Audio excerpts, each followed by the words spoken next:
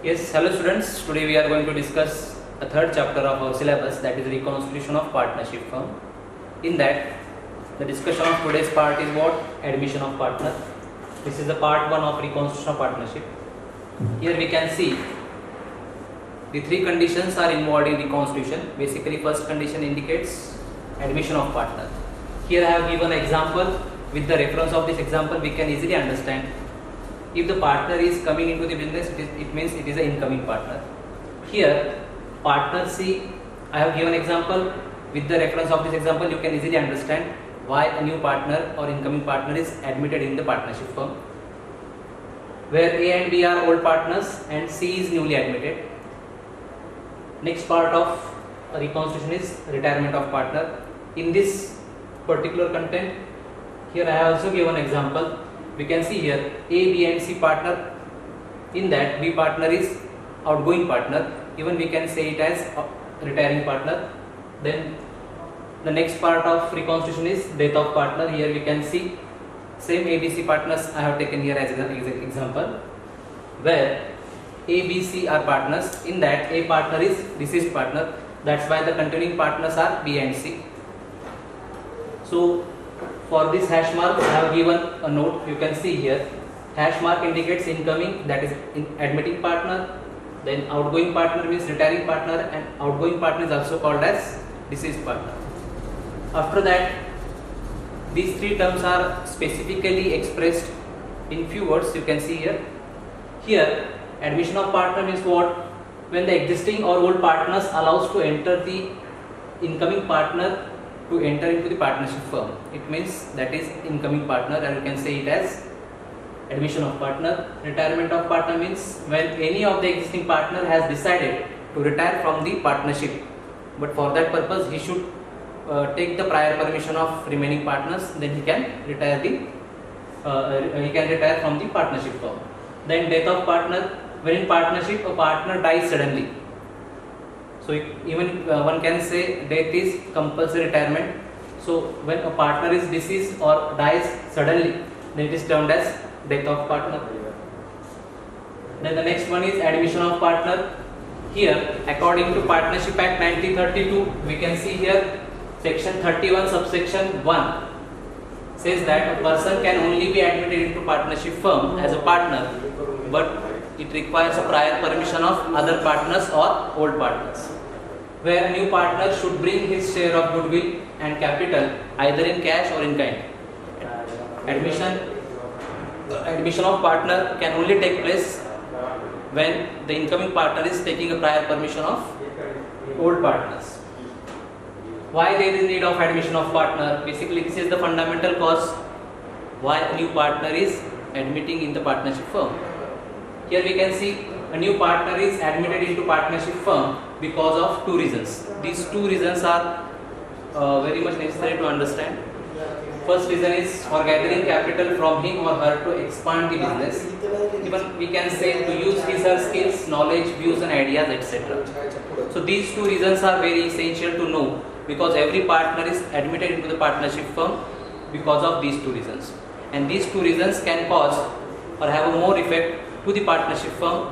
Even the existing partner can expect a huge capital from the newly incoming partner, and even his skills and knowledge will also remain useful for the partnership firm. Now the next part of discussion is capital brought by new partner. Here basically the purpose behind admission of new partner is what? As I said earlier, we can see the newly admitted partner can bring a capital either in cash or in kind. But basically, when he brings a capital in the form of cash or kind, so for that purpose, which entry is required to pass? So here I have given a format entry, or you can say it as the accounting treatment required for this particular capital brought in by the new partner.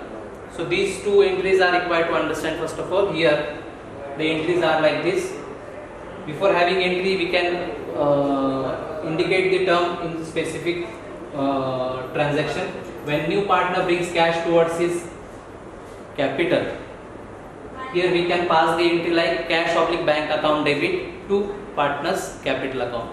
Here cash is coming into the business, the mode of coming into the business either in cash or through bank. That's why cash oblique bank account is debited, and partner's capital account is credited. Here the partner is newly admitted partner. That's why new partner's capital account is credited. Here we have also specified a narration. We can see here being cash brought by incoming partner in the business as capital. We can write the narration in our own language. There is no need to have a proper language like bookish language. You can write in your own language. When new partner brings certain asset, even we can say it as capital can be brought in kind.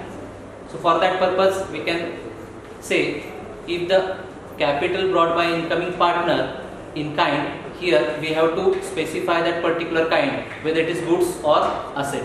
So here asset is brought by incoming partner, it means asset account is required to debit and partner's capital account is required to credit. So for that purpose, we have to write the narration like this: being capital brought into the business by the incoming partner in kind. After that, the main content of this particular PPT is to calculate the new ratio or new profit sharing ratio. This is the calculation part. We are also going to see the example regarding this particular ratio. Here we can see as the new partner gets admitted into partnership firm, the profit sharing ratio of existing partners definitely changes. It means for that purpose we have to think which partner has sacrificed exactly to incoming partner. So basically problem is given after end of this particular page. This new ratio will be used for writing of goodwill and capital adjustments. So basically goodwill is the fundamental thing, as it is completely necessary for every business, because goodwill is the reputation of business. So every partnership firm carry a big amount of goodwill, but for that purpose we have to estimate the amount of goodwill.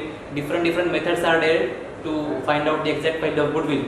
So here, before having a little discussion of goodwill, we have to know the exact calculation of this particular ratio. Here following is the formula given for calculating new ratio. There are basically two steps involved while calculating this particular new profit sharing ratio. Before having these steps, we have to read this particular line. Total profit is assumed here as 1. By the use of this particular ₹1, we can easily find out the balance of 1, that is balance ratio. Here the balance ratio is 1 minus incoming partner share. Here the incoming partner share is given in the problem. With the help of that share, we can easily calculate the balance ratio. After that, step 2 is given. New ratio is equal to old ratio multiplied by balance ratio. It means in the step 2 we have to apply the step 1. So it means both steps are completely dependent on each other. After that, sacrifice ratio is also given.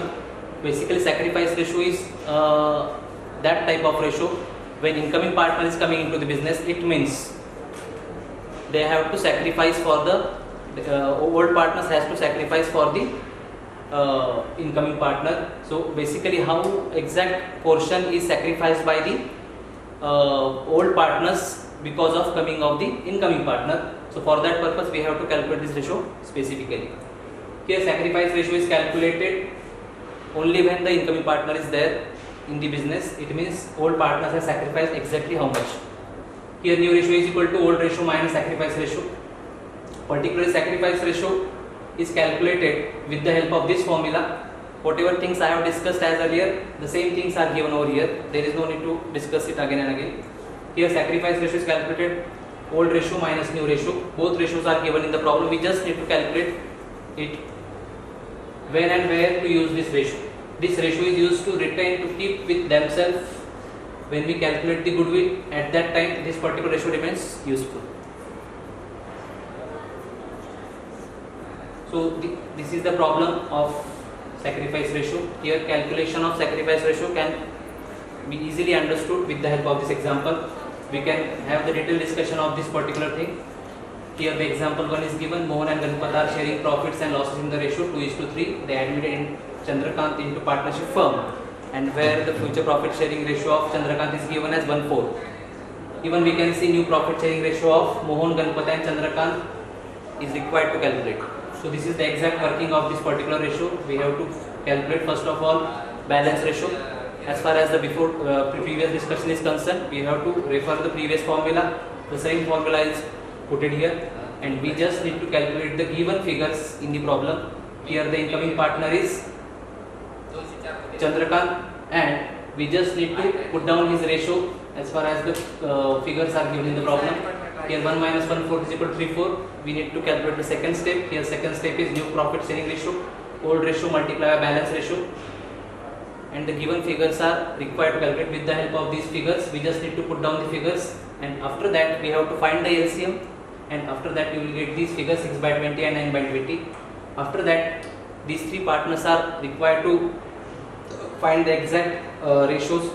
So here Mohan, Ganpat and Chandrakant, their ratios are 6 by 20, 9 by 20, but Chandrakant denominator figure looks different. Here the figure looks 4, here 20 and here 20. We need to find the equal place for denominator. So for that purpose we have to multiply denominator 5. That's why we have also multiply to numerator by 5.